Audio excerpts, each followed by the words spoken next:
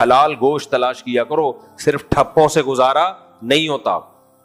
وہاں بعض لوگوں نے حلال ٹھپے بنائے ہوئے, جو آ رہا ہے دے دنادن ٹھپے پہ ٹھپا, حلال حلال حلال. ایسا نہیں ہوتا.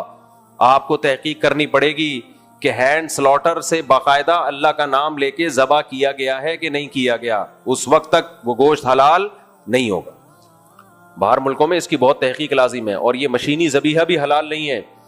اس پہ میں پہلے کئی بار دلائل دے چکا ہوں, اب دوں گا تو پھر ساری تفسیر کا لیکچر ہمارا اسی پہ چلا جائے گا. ہاتھ سے باقاعدہ اللہ کا نام لے کے ذبح کیا گیا ہو, ادروائز آپ کے لیے وہ میٹ کھانا حلال نہیں ہے. سمجھتے ہو؟ لوگ کہتے ہیں ایکچولی مجبوری ہے. کوئی گوشت کھانا فضیلت ہے, مجبوری نہیں ہے. ہندو سبزیاں کھا کھا کے 100 سال بھی جی لیتے ہیں. تو ہم ویجیٹیرین ہیں نہیں, ہم گوشت خور ہیں, لیکن حلال ملے تو. گوشت خور کا مطلب یہ نہیں ہے کہ جو بھی گوشت مل گیا متزل ہلا لیا, جو ملا کھا لیا, ایسا نہیں ہے. حلال گوشت کھائیں گے. ہینڈ سلاٹر ہو, مشینی ذبیحہ کو ہم حلال نہیں سمجھتے, کیونکہ مشین کو تھوڑی نام لینے کا کوئی اس کا یا اس کے ذبح کا ہو. آگے چلتے ہیں ہم.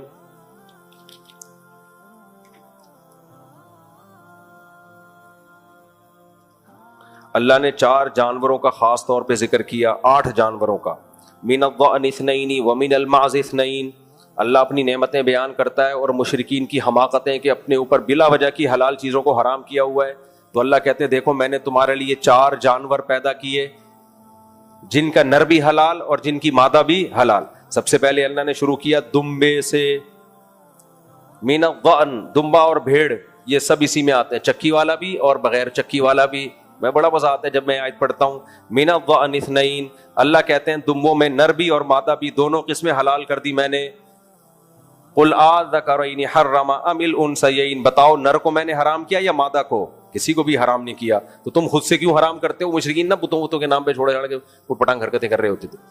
تو آج ہم نے دمبے کو تو حرام نہیں کیا, لیکن دمبے کی چکی کو ڈاکٹروں نے حرام کر دیا ہے, اور ہمیں کوکنگ آئل پہ لگا دیا کہ دمبے کی جو چکی ہے نا, جو اس کا گھی قدرتی گھی ہے, دمبا پوری زندگی وہ گھی کا ڈبہ اٹھا کے گھومتا ہے, اتنا بڑا بوجھ کہ میں جب کٹوں گا تو بازار سے آئل مت خریدنا, اللہ نے گھی کا انتظام بھی ساتھ میں کیا ہوا ہے, بس کوئلے نہیں لگائے اس کے ساتھ, ورنہ پورا, کیونکہ کوئی کوئلوں پہ پکا کے کھاتا ہے, کوئی دیگچی میں پکا کے کھاتا ہے, تو اس لیے کوئلے نہیں ہے. لیکن جس گھی میں دمبے کا گوشت پکنا تھا وہ گھی کا ڈبہ اللہ نے پورا کا پورا ڈبہ چکی والے دمبے کے ساتھ لگا دیا. اتنی ٹیسٹی اس کی چربی ہوتی ہے نا, اتنی مزے کی ہوتی ہے, ویسے ہی کھا جاؤ مکھن کی طرح. کیا کیا ڈاکٹروں نے؟ ایکچولی یہ جو کھاؤ گے نا, ایکچولی یہ کولیسٹرول بڑھے گا تمہارا, فیٹ ہے اور موٹے ہو جاؤ گے اور یوں ہو جاؤ گے. کیا کھائیں؟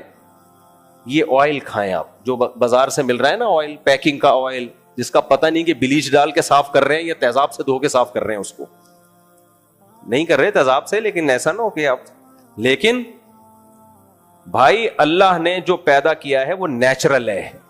زندگی, ساری زندگی انسان وہی کھاتے آئے ہیں. مجھے یہ حقیقت کیسے پتا چلی میں بتاؤں آپ کو. میں تو ڈاکٹروں کے لیکچر سنتا تھا, شروع سے مجھے عادت ہے. ڈاکٹر کہتے ہیں چربی نہیں کھاؤ, یہ یوں جم جائے گی آنتیں اور پیٹ خراب ہو جائے گا, فلانا ہو جائے گا, ڈمکانا ہو جائے گا. میں اکثر اپنا ایک واقعہ بیان کرتا ہوں. میرا پیٹ بہت خراب رہتا تھا, میری عمر تھی 24 سال اس وقت. بیزار ہو گیا تھا میں پیٹ کا علاج کر کر کے, اور صحت خراب ہوتی جا رہی تھی ڈیلی. میں سردیوں میں چلا گیا, چمن نہیں ہے چمن, وہاں کوئی دورہ سرف وغیرہ کرنے کے لیے, جو کوئٹہ سے آگے. شدید ترین سردی تھی, مجھے لوگ بولے تھے مر جاؤ گے وہاں جا کے, اتنی سردی ہے کیا کر رہے ہو. وہاں علماء نے بھی بولا بھائی تمہیں تو کھانسی ہے, پیٹ تمہارا خراب ہے اور تم یہاں آ گئے سردیوں میں. میں نے کہا بھائی میں کچھ اب ماحول چینج کرنا چاہتا ہوں. میں 2 مہینے وہاں رہا. اب جب 2 مہینے رہا ہوں تو دمبے کو چربی میں پکا کے کھلاتے تھے وہ. میں نے کہا یہاں تو بیڑا غرق ہو جائے گا صحت, یہ تو اتنی بھاری بھرکم چیز ہے چربی, چکی, اور کھاتے بھی ایسے تھے پوری پوری چربی اٹھا کے. کمال ہو گیا. میں نے جب وہ چربی مجبوراً کھانا شروع کی خودکشی کی نیت سے, تو میرا پیٹ بھی صحیح ہو گیا, میری وہ ساری بیماریاں جو ہر وقت کھانسی نزلہ وہ بھی ختم. اور 2 مہینے بعد جب میں آیا تو میرے بچپن کے دوستوں سے آپ پوچھو, وہ کہہ رہے تھے میک اپ کر کے آیا. یہ جھوٹ بول رہا ہے, یہ ایک لالی لگائی ہوئی ہے اس نے. ایسے میرا منہ سرخ لال ٹماٹر بن چکا تھا. ہمارے دوست صاحب کہتے تھے یار یہ کچھ گڑبڑ ہے, یہ اتنا سرخ نہیں ہو سکتا کوئی 2 مہینے میں. ایسے ماشاءاللہ میری صحت بن گئی تھی اور موٹاپا نہیں آیا. یہ نہیں کہ توند نکل گئی ہو, کچھ بھی نہیں, چہرہ بھر گیا ایسے زبردست, لال لال ڈورے آنکھوں میں آ گئے تھے اور نزلہ کھانسی سب ختم. جس دن میں یہاں پہنچا, یہاں رمضان تھا, تو میں نے کیا کیا, میں نے وہی جو ڈاکٹروں کا جو کوکنگ آئل اس پہ آ گیا میں دوبارہ. 2 دن نہیں لگے ہوں گے, پیٹ کا وہی بیڑا غرق ہو گیا جو 2 مہینے پہلے تھا. تو یہ میرا اپنا تجربہ ہے کہ نیچرل جو ہے نا, نیچرل اس میں بیماریاں نہیں ہیں. بیماریاں ان چیزوں میں ہیں جو آپ کی صحت کے لیے ڈبوں میں بنا کے بیچی جا رہی ہیں. تو مجھے خود خیال ہوا کہ یار خدا نے جو چربی بنائی ہے اس کو ہم اٹھا کے پھینک دیتے ہیں, اور کمپنیاں جو ہمیں آئل بنا بنا کے کھلا رہی ہیں وہ ہم کیا کرتے ہیں, کوکنگ آئل میں کھانا پکا کے کھا رہے ہیں. تو میں تو پھر ڈاکٹروں سے بدگمان ہو گیا. ڈاکٹر کہتے ہیں ایکچولی نہیں. اب سنا ہے کہ ڈاکٹر لوگ بھی کہہ رہے ہیں چربی کھاؤ, یہ چھوڑ دو. ہاں ایک بات ضرور ہے کہ جب چربی کھاؤ تو کام بھی چربی والے کرو. اگر آپ کی کوئی فزیکل ایکٹیویٹی نہیں ہے, چلنا پھرنا بھاگنا دوڑنا کچھ بھی نہیں ہے, تو میرے بھائی پھر تو آپ خربوزہ کھا کے بھی مرو گے. ہاں پھر تو کچھ بھی کھاؤ گے مرو گے آپ. تو اگر کسی کو چربی کھانے سے دل کے مسائل پیدا ہو رہے ہیں, بلڈ پریشر ہائی ہو رہا ہے, تو یہ چربی کا قصور نہیں ہے, اس کا جو لائف اسٹائل ہے وہ نیچرل نہیں ہے. وہ کھا شیروں والی خوراک رہا ہے اور کام بکریوں والے کر رہا ہے. سمجھتے ہو گے نہیں سمجھتے؟ تو جب شیروں والی خوراک, شیر تو کھاتا ہے گوشت اور چربی, تو شیروں والی خوراک جب کھائے تو اسٹائل بھی کیسا ہونا چاہیے, شیروں والا.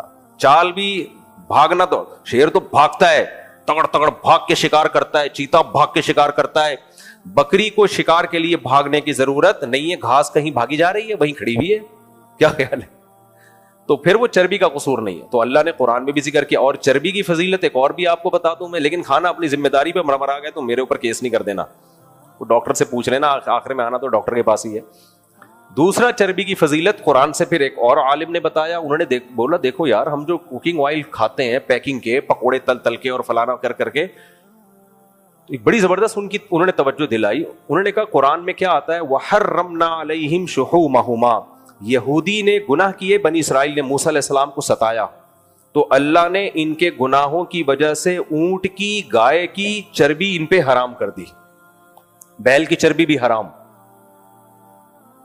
جانوروں کا گوشت کھانے کی اجازت ہے, چربی کو ہاتھ لگانے کی اجازت نہیں ہے. تو اگر چربی نقصان دہ چیز ہوتی تو یہودیوں پہ گناہوں کی وجہ سے حرام ہوتی, یا پینلٹی لگتی کہ اب تو تم نے یہی کھانی ہے, چربی کھانی ہے. حرام کرنا گناہوں کی وجہ سے اس کی علامت ہے کہ تم سے اللہ ناراض ہے, چربی کی نعمت اللہ تم سے چھین رہا ہے, یہ نعمت اب تمہیں نہیں ملے گی.